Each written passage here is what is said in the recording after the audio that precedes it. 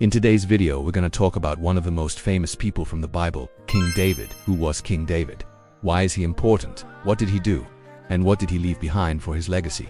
Let's go ahead and get into it. So King David is probably best known for being the second king of Israel after King Saul. He's important because he's mentioned over 1,000 times in the Old Testament, and he's actually one of the main characters in the entire Bible, and so people either love him or hate him, but he's definitely an important figure. David was the youngest son of Jesse, a man from Bethlehem, and as a young man he was called up to serve as one of Saul's soldiers.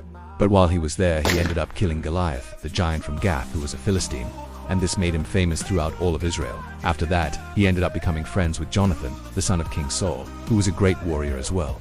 But King Saul ended up becoming jealous of David's popularity and ended up trying to kill him several times. So David had to escape and flee for his life. During this time, he would hide in caves, and eventually he would defeat the Philistines and take their possessions, including their idols, which is something that would come back to haunt him later on in his life.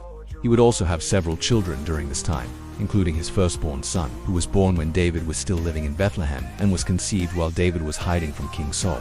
Eventually, King Saul would die and David would become the new king of Israel, and he would reign for 40 years over Israel. During this time, he would make Jerusalem the new capital of Israel. He would also conquer many new territories for Israel, and he would also defeat the Philistines once and for all. He was also responsible for bringing the Ark of the Covenant to Jerusalem and placing it in the temple that he built for it. He also appointed Solomon, one of his many sons, to be his successor. And God promised that as long as Solomon remained faithful to God, God would remain faithful to him and his family. David's legacy is complicated, because although he was a great warrior and king, he also did some really messed up things. He was responsible for the death of Uriah the Hittite, a member of his elite guard, and he covered up his sin by having Uriah killed in battle. He also took Bathsheba, the wife of Uriah, as his own wife after Uriah died, and he fathered a son with her who eventually became King Solomon.